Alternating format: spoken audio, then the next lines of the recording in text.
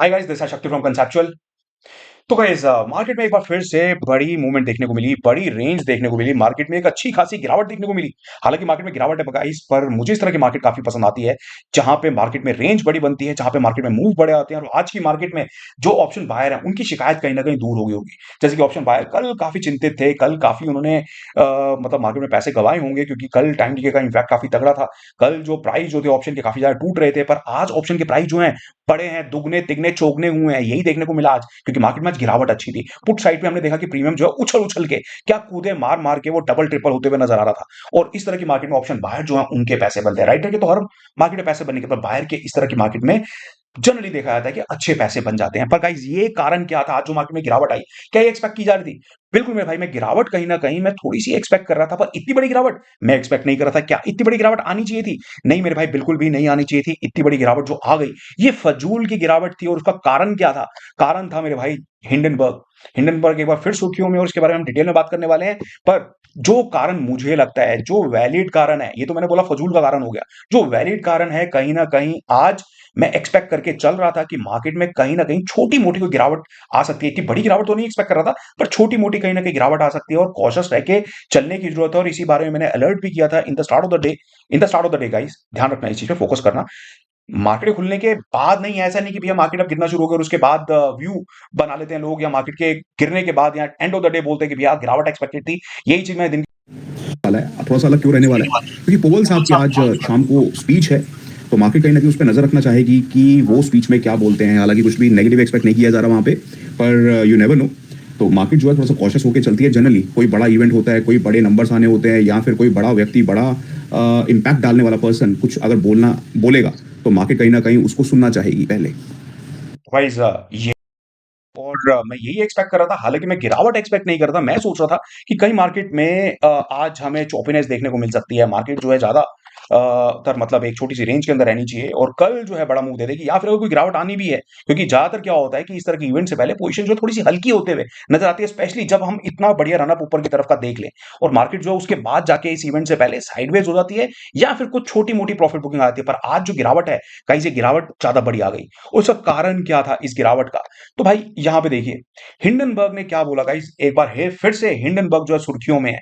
और जहां पे हिंडनबर्ग का नाम सामने आता है, वहीं पे ट्रेडर जो हैं उनके दिल में हलचल, गुदगुदी सी होने लग जाती है। उनको ऐसा लगता है कि भैया अब दोबारा से मार्केट में मजा आएगा, अब दोबारा से मार्केट में उथल पुथल होगी। और वैसे ही वो अपनी वॉच लिस्ट में, जैसे हिंडनबर्ग का नाम सामने आता है, अपनी वॉच लिस्ट में ऐड कर लेते हैं अदानी के स्टॉक्स, कि भैया अदानी के स्टॉक्स में। क्योंकि देखिए गाइस, होता क्या है, कुछ भी नेगेटिव निकल आता है अदानी के स्टॉक्स की पिटाई हो जाती है, गिर जाते हैं। कुछ भी पॉजिटिव आता है तो वहां पे अदानी के स्टॉक जो है ऊपर की तरफ भागने शुरू कर देते हैं। तो लोग जनरली इसमें ट्रेड करना पसंद करते हैं जब हिंडनबर्ग का कोई ना कोई ट्वीट, कोई मैटर, कोई नोटिस, कुछ भी इस तरह की बात होती है। या फिर मैटर जब कोर्ट में गया था उस टाइम पे भी, जब इनिशियली रिपोर्ट आई थी उस टाइम पे भी, जब कोर्ट ने उनको क्लीन चिट दे दी उस टाइम पे भी अदानी का स्टॉक क्या भागना शुरू किया था। तो जनरली लोग अदानी के स्टॉक में ट्रेड करना पसंद करते हैं। पर आज के दिन हिंदनबर्ग के साथ अदानी का नाम नहीं जोड़ा गया। आज ये दो पार्टी नहीं थी जो चर्चा के विषय में थी। आज दो की जगह तीन पार्टीज हैं, पर उसमें अदानी नहीं है। ये तीन पार्टीज कौन है? देखिए गाइस, आज जिन तीन लोगों का नाम सामने आया, एक तो हिंडनबर्ग, ऑब्वियस सी बात है, साथ ही साथ सेबी, और इन्होंने साथ में नाम ले लिया कोटक बैंक का। तो ये सारा मैटर क्या था आप लोग जानते होंगे आई बिलीव, पर थोड़ा सा जल्दी जल्दी मैं आप लोगों को बताया था। देखिए कुछ टाइम पहले हिंडनबर्ग ने क्या किया था, जो कि उन पे आरोप लगाए गए कि हिंडनबर्ग ने एक शॉर्ट पोजीशन बनाई। ठीक है, एक शॉर्ट पोजीशन बनाई अदानी के स्टॉक्स में, और वहां पे उसमें जम के उसकी पिटाई कर दी। और पिटाई करने के बाद उन्होंने एक रिपोर्ट निकाल दी, और उसके बाद उस स्टॉक की जो है और ज्यादा पिटाई होगी, उस स्टॉक में और ज्यादा सेलिंग आ गई। तो ये उन पे आरोप था कि भैया पहले उन्होंने शॉर्ट किया, उसके बाद उन्होंने एक रिपोर्ट निकाली। और उस सारे मैटर के बाद, जैसे कि आप लोग जानते हैं कि सेबी ने एक शो कॉज नोटिस भेजा था। छोटा मोटा नोटिस नहीं, 40 पन्नों से भी ज्यादा का नोटिस था। और उनको बोला कि भैया शो कॉज नोटिस है, और उनको कई सारी चीजें पूछी गई जिसका जवाब मांगा गया। पर जवाब देने की जगह इन लोगों ने किस तरह की लैंग्वेज यूज की, तो भाई ये लैंग्वेज जो है बिल्कुल भी एक्सेप्टेबल नहीं है। और उन्होंने इस नोटिस को नॉनसेंस बोल दिया, साथ ही साथ कई सारे और भी आरोप लगा दिए। मतलब पहले कुछ आरोप जो हैं वो सेबी ने लगाए थे, और उसके बाद जो आरोप हैं अब ये हिंडनबर्ग लगा रहा है। और हिंडनबर्ग ने क्या बोला है, तो आइए एक बार वो भी एक बार थोड़ा सा पढ़ लेते हैं, समझ लेते हैं। हालांकि ये सारे आरोप जो है गाइस पर बेफजूल हैं। पहले भी जो इन्होंने चीजें बोली, कोर्ट में वो मैटर पूरा का पूरा डिटेल के अंदर उसको देखा गया, उसको पूरा-पूरा समझा गया और उसके ऊपर क्लीन चिट मिली है, राइट? वो क्लियर कट बताया गया है कि जो इनकी रिपोर्ट थी इसमें कोई भी दम नहीं था, जो उनके आरोप थे उसमें कोई भी दम नहीं था। पर अब ये किस तरह की बातें कर रहे हैं? ये इस तरह की बातें कर रहे हैं गाइस कि सेबी ने शोकॉज़ नोटिस भेजा है रिपोर्ट के अगेंस्ट, कहीं न कहीं उसमें हमें दबाने की कोशिश की जा रही है, हमें चुप कराने की कोशिश की जा रही है, जो हमने एक करप्शन के अगेंस्ट अपना ये इनिशिएटिव लिया था और उसको कहीं न कहीं ये दबाने की बात कर रहे हैं। साथ ही साथ ये क्या कह रहे हैं कि भैया इस सारी मैटर के अंदर कोटक बैंक का नाम जो है सामने आना चाहिए था, जो कि नहीं लिया गया। तो मेरे भाई कुछ नहीं है, ये सब फ़ज़ूल की बातें हैं। हर कोई जानता है कि भैया अदानी वाला मैटर जो है वो खत्म हो चुका है। हर कोई जानता है कि इनकी रिपोर्ट में कोई दम नहीं था। ये सिर्फ़ और सिर्फ़ क्या कर रहे हैं कि एक पोज़ीशन बनाई, उसके ऊपर रिपोर्ट निकाल दी, कुछ बेनिफिट उठाया। अब क्या है, सेबी ने उनसे क्वेश्चन किए हैं, तो वो क्वेश्चन का जवाब नहीं देना चाहते या क्या मैटर है? पर इस सारे मैटर में, इस सारे झोल-झाल में मुझे ऐसा लगता है कि मार्केट को नहीं गिरना चाहिए, क्योंकि मार्केट को समझ आनी चाहिए कि भैया पहले भी कुछ निकल के नहीं आया, अब भी कुछ निकल के नहीं आएगा, राइट? पर जो इम्पोर्टेंट है गाइस, जिस पे मार्केट रिएक्ट करेगी, जैसे कि मैंने बताया कि इसके ऊपर मार्केट ने आज रिएक्शन दे दिया, पर रिएक्शन ना ही आज देना चाहिए था, ना ही आगे रिएक्शन जो है आना चाहिए। पर एक इम्पोर्टेंट चीज है जिस पे मार्केट का रिएक्शन जो है आएगा और जबरदस्त रिएक्शन आएगा। वो क्या है गाइस? वो है आज पोवल साहब के स्पीच के ऊपर, साथ ही साथ यहाँ पे देखिए, एक तो पोवल साहब की स्पीच के ऊपर जो रिएक्शन है वो हमें देखने को मिल सकता है, साथ ही साथ एफओएमसी मिनट्स आने हैं कल, उसके ऊपर रिएक्शन देखने को मिल सकता है। तो मार्केट इसमें क्या देखना चाहेगी, मार्केट इसमें क्या समझना चाहेगी?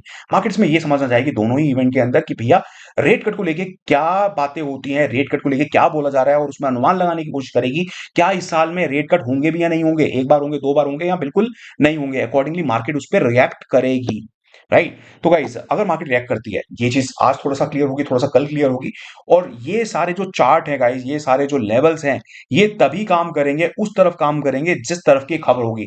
अगर मार्केट में कुछ पॉजिटिव निकल के आता है, अगर आज स्पीच में कुछ पॉजिटिव निकल के आता है, तो मुझे करना क्या है? मुझे वहां पे सपोर्ट पे एंट्री ढूंढने की कोशिश करनी है। और अगर कुछ नेगेटिव निकल के आते हैं, कुछ भी ऐसा निकल के नहीं आता जो कि मार्केट सुनना चाहती है, तो कहीं ना कहीं मुझे रेजिस्टेंस लेवल के आसपास, बैंड के अपर रेंज के आसपास, वहां पे बिकवाली के मौके ढूंढने हैं। और गाइस आज हुआ क्या? आज भी देखिए बहुत बढ़िया मौका था। यहाँ पे दिन की शुरुआत में एज पर अगर हम प्राइस एक्शन बात करें, तो यहाँ पे बैंड को ब्रेक करते हुए, वही बैंड की अपर रेंज को, साथ में बड़े चार्ट के ऊपर, बड़े टाइम फ्रेम के ऊपर, जहां पे देखा जाता है कि अक्सर ये चीज जो है चलने की प्रोबेबिलिटी अच्छी होती है। तो यहाँ पे आउट ऑफ द बैंड एक ओपन दिया, और उसके बाद एक बेयरिश कैंडल का ब्रेकडाउन भी मिला, वहां पे एक सिग्नल मिला, और वहां से एक बढ़िया गिरावट आ गई नीचे की तरफ। हालांकि मैं इस गिरावट में पार्टिसिपेट नहीं करता।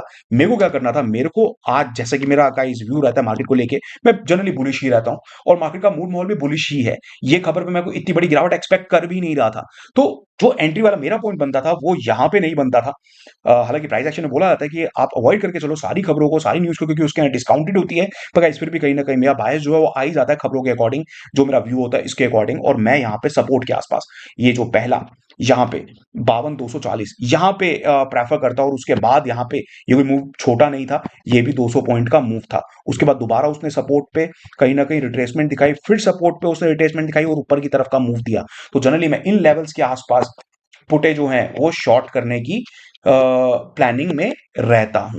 पर गाइस देखिए, मार्केट जो है हर तरफ मौके देते रहेगी। मार्केट जो है आपको अपना व्यू जो है उसमें क्लियर करके चलना होता है। साथ ही साथ आपको अपना रिस्क एंड रिवॉर्ड मैनेज करके चलना है। हर बार मार्केट आपके हिसाब से नहीं चलेगी। जहां पे नहीं चल रही वहां पे छोटा लॉस लेके एग्जिट, या फिर अपने स्टॉप लॉस को ट्रेल करो और अपना प्रॉफिट बुक करो, राइट? तो गाइस नेट नेट ये है कि हमें अपनी नजर बना के रखनी पड़ेगी कल आने वाले एफओएमसी मिनट्स पर, कि वहां पे क्या निकल के आता है। साथ ही साथ आज पोल साहब क्या बोलते हैं अपनी स्पीच में, कुछ पॉजिटिव निकल के आता है तो ऑब्वियसली हमें ऊपर की तरफ का मूव देखने को मिल सकता है, और वहां पे हमें अपॉर्चुनिटी देखनी होगी ब्रेकआउट की या फिर रिवर्सल्स की, कि कहां से सपोर्ट पे मार्केट जो है रिवर्स कर सकती है, सपोर्ट लेने के बाद कहां से मार्केट जो है ऊपर की तरफ जा सकती है। और कुछ नेगेटिव निकल के आता है तो हमें ये देखना होगा कहां पे मार्केट रेजिस्ट करी, कौन सा लेवल जो है ब्रेक नहीं कर पा रही, और कहां से मार्केट पलटी खा के वापस नीचे की तरफ गिर सकती है, राइट? सेफ अपॉर्चुनिटी ढूंढनी होंगी। मैं ज्यादा ब्रेकआउट्स में काम करना पसंद नहीं करता, मैं ज्यादा रिवर्सल्स को पकड़ने की कोशिश करता हूँ, राइट?